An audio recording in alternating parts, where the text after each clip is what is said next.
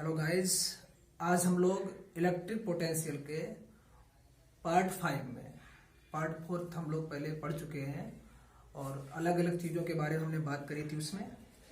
आज इस पार्ट 5 में हम लोग समविभव पृष्ठ, कोई पोटेंशियल सरफेस, इसके अलावा इलेक्ट्रॉन वोल्ट की डिफिनीशन और इसी पार्ट में हम ये भी ज्ञात करेंगे कि एक समान विद्युत क्षेत्र में यदि कोई आवेशित कण गति करता है तो उसका पथ कैसा होता है।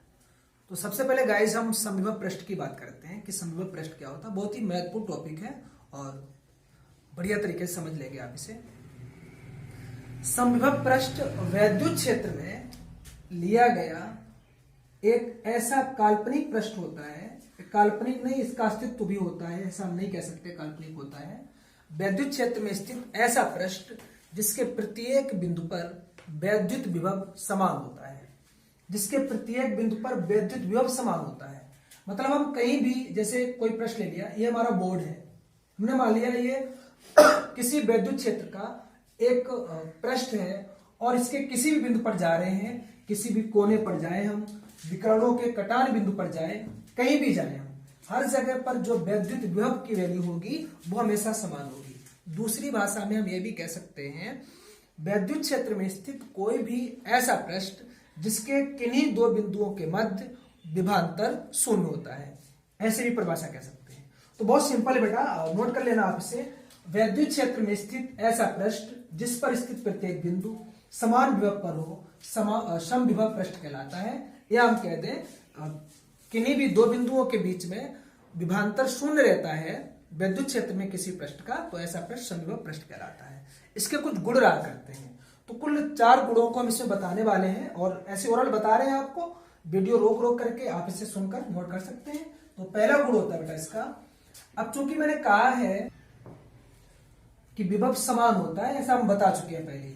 तो जब विभव समान हो जाएगा, सपोज हमने दो बिंदु ले लिए, ये इधर 5 वोल्ट का है और ये इधर भी, इसका भी 5 वोल्ट है, जैसा कि डिफिनीशन में बताया गया है। तो इनके बीच का अगर विभवांतर निकालेंगे तो 5 - 5 इक्वल टू कितना आ जाएगा, 0। तो जब 0 हो गया ये विभवांतर, और मुझे पता है कि V इक्वल टू W/Q हुआ करता है। अगर विभवांतर 0 हो गया तो W equal to 0 × Q means 0 हो जाएगा। तो समविभव पृष्ठ की जो पहली प्रॉपर्टीज होती है वो ये होती है कि समविभव पृष्ठ में किसी भी आवेश को अगर एक बिंदु से दूसरे बिंदु तक ले जाया जाए तो किया गया कार्य सदैव शून्य रहता है। दूसरी प्रॉपर्टीज होती है कि वैद्युत क्षेत्र से समविभव पृष्ठ से जो वैद्युत बल रेखाएं गुजरती हैं वो वैद्युत बल रेखाएं सदैव पृष्ठ के अभिलंबवत होती है। या हम कहें वैद्युत क्षेत्र समविभव पृष्ठ के सदैव अभिलंबवत होता है, क्षेत्र के साथ में ये 90 अंश का कोण बनाता है। दूसरी प्रॉपर्टीज होती है। तीसरी प्रॉपर्टीज होती है कि दो समविभव पृष्ठ कभी भी एक दूसरे को काटते नहीं है। किसी भी विद्युत क्षेत्र में कोई भी ऐसा समविभव पृष्ठ हो ही नहीं सकता, ऐसे दो हो नहीं सकते जो आपस में काट जाए। ये उनकी तीसरी प्रॉपर्टीज हो जाती है। और चौथा गुण है कि जहां पर समविभव पृष्ठ पास पास होते हैं वो प्रबल विद्युत क्षेत्र को प्रदर्शित करते हैं, और जो समविभव पृष्ठ जहां पर दूर दूर होते हैं वो दुर्बल विद्युत क्षेत्र को प्रदर्शित करते हैं। यह बात हो गई है हमारी समविभव पृष्ठ की। और अब हम इसमें बात करते हैं इलेक्ट्रॉन वोल्ट की। इलेक्ट्रॉन वोल्ट जो है वास्तव में वैद्युत ऊर्जा का एक छोटा मात्रक होता है। एक अन्य चैप्टर में भी हम इसकी आगे बात करेंगे। तो इलेक्ट्रॉन वोल्ट क्या होता है देख लेते हैं। इलेक्ट्रॉन वोल्ट मतलब है कि किसी इलेक्ट्रॉन को, इलेक्ट्रॉन मीन्स E से इसे डिनोट करते हैं और इसकी जो वैल्यू होती है इसके आवेश की वो हुआ करती है 1.6 × 10 ⁻⁻⁻19 कूलम। तो किसी भी इलेक्ट्रॉन को अगर हम 1 वोल्ट के विभवांतर से त्वरित कर दें, त्वरित करने का मतलब है बेटा जो आवेश है एक प्रकार का, मेरे मतलब हम लोग कंपेयरिंग करें तो एक तरीके के द्रव की भांति काम करता है जो निचला तल पाकर हमेशा गतिमान होता रहता है। यहाँ आवेश तो वो विभव के परिवर्तन या उसके अंतर से निरंतर परिवर्तित होता रहता है। तो अगर उच्च विभव से निम्न की ओर जा रहा है या निम्न से उच्च की ओर आ रहा है तो ऐसी कंडीशन में उसका वेग लगातार बढ़ता जाएगा। वेग लगातार बढ़ेगा तो गतिज ऊर्जा भी लगातार बढ़नी चाहिए। तो हम ऐसे कह सकते हैं कि किसी इलेक्ट्रॉन को 1 वोल्ट के विभवांतर से त्वरित करने पर इलेक्ट्रॉन द्वारा तय की गई ऊर्जा या अर्जित की गई ऊर्जा 1 इलेक्ट्रॉन वोल्ट कहलाती है। हम यहाँ पर भाषा को नोट करे दे रहे हैं, फिर से रिपीट करते हैं, देख लें आप लोग। तो ये हो जाएगी, किसी इलेक्ट्रॉन को 1 वोल्ट विभवांतर से त्वरित करने पर उसके द्वारा अर्जित की गई ऊर्जा को 1 इलेक्ट्रॉन वोल्ट कहते हैं, या हम केवल इलेक्ट्रॉन वोल्ट भी कह सकते हैं, एक को ना जोड़ें, इलेक्ट्रॉन वोल्ट कहते हैं। इसे ईवी से प्रदर्शित करते हैं। अब इसी में बात करते हैं हम 1 इलेक्ट्रॉन वोल्ट तथा जूल में संबंध। बहुत छोटी सी बात है, तो देख लेते हैं इसे कैसे करते हैं। 1 इलेक्ट्रॉन वोल्ट तथा जूल में संबंध। 1 इलेक्ट्रॉन वोल्ट इक्वल टू, अब इलेक्ट्रॉन मैंने पहले बताया था, इलेक्ट्रॉन का मतलब होता है 1.6 into 10 into the power 19 coulomb. और वोल्ट जैसा कि विभव की परिभाषा के समय मैंने बताया हुआ था आपको पार्ट 1 में इलेक्ट्रिक पोटेंशियल के, कि विभव वोल्ट जो है कहा गया था जूल प्रति कूलम को, तो इंटू जूल प्रति कूलम, जूल प्रति कूलम, कूलम के मात्रक को सी कह रहे हैं हम यहाँ पर। तो यह सी से सी कैंसिल होगी।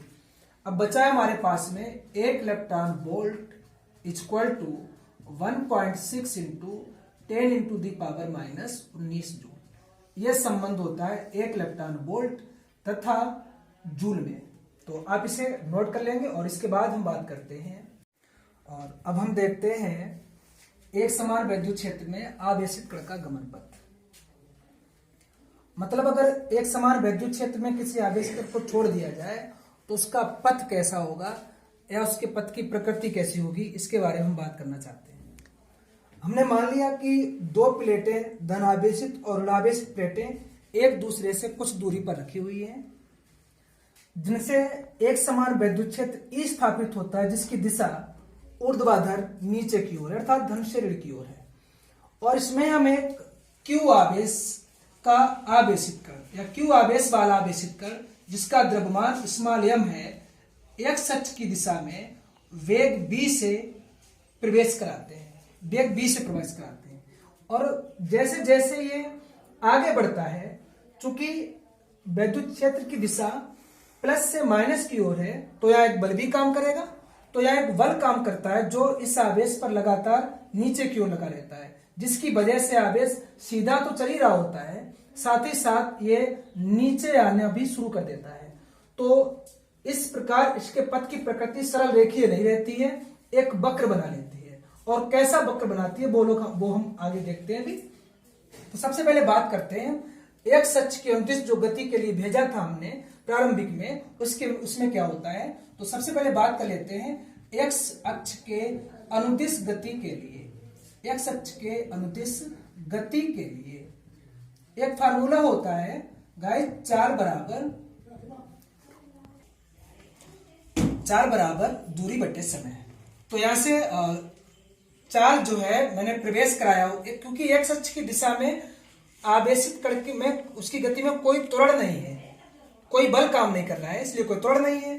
तो ये हो जाएगा 4 बराबर दूरी बटे समय से 4 हमारी v थी और दूरी x अक्ष में तय की गई है x, और मान लिया हमने कि x दूरी तय करने में t समय लगा हुआ है। तो यहां से ये हो जाएगा t बराबर, अगर हम ऐसे क्रॉस मल्टीपल करते हैं इसका, तो t बराबर निकल आएगा x/v, और इसे हमने कह दिया समीकरण 1। अब चूंकि इस वैद्युत बल की वजह से यह आवेशित कण लगातार नीचे चलता चला जा रहा है, या कहते हैं y अक्ष में चलता चला जा रहा है। तो अब y अक्ष में गति के लिए बात कर लेते हैं। y अक्ष के अनुदिश गति के लिए यह हो जाएगा, हम बात करते हैं गति के द्वितीय समीकरण से। y इक्वल टू होता है वैसे s equal to ut plus half at square, परंतु s की जगह हमारी y काम कर रही है, तो मैं लिखता हूं y इक्वल टू uy का मतलब है u प्रारंभिक वेग को डिनोट करता है और y अक्ष में जो प्रारंभिक वेग है उसे डिनोट कर रहा हमारा uy। u by T plus half A T square, by बराबर U by T plus half A T square. तो ये बाई तो बाई ही हो जाएगा। यू बाई जैसे ही प्रवेश करता है गाइज वैसे ही ये नीचे आना शुरू नहीं करता है, शुरुआत में ये एक्स अक्ष की अनुदिश गति करता है। तो ऐसी कंडीशन में जो हमारा यू बाई है वो 0 होना चाहिए। तो ये हो गया 0 into T plus half A T square. और अब जब इसमें मान लिया हमने कि बल की वजह से जब बाई अक्ष की अनुदिश गति कर रहे थे तब बल की वजह से यदि ए त्वरण उत्पन्न होता है वाई अक्ष के अनुदिश, त्वरण A equal to F upon M, Newton के नियम से एफ इक्वल टू एम है then A equal to F M. और जो एफ है वो वैद्युत बल है, तो वैद्युत बल मीन्स क्यू ई यहां लिख सकते हैं, क्योंकि F equal to Q E, F equal to Q E then A equal to Q E upon M.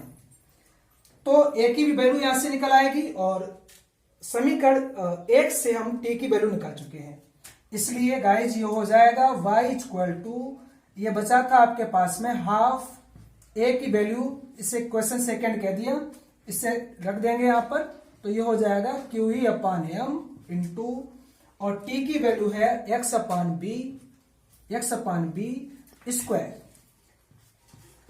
Then y equal to half Q E upon M into X square upon B square, implies that y equal to half Q E M B square into X square. जैसा कि mathematics में पढ़ के आए हैं हम कि ऐसा कोई भी इक्वेशन एक ऐसे वक्र को प्रदर्शित करता है जब भी कंडीशन मिले y equal to C X square, तो ये परवलय को प्रदर्शित करता है। अतः हम कह सकते हैं कि ये पथ परवलयाकार होगा। मतलब कहने का से हुआ कि यदि कोई एक समान विद्युत क्षेत्र में आवेशित कण गमन करता है तो उसके द्वारा तय किया गया पथ सदैव परवलयाकार होता है, परवलयाकार होता है। That's all.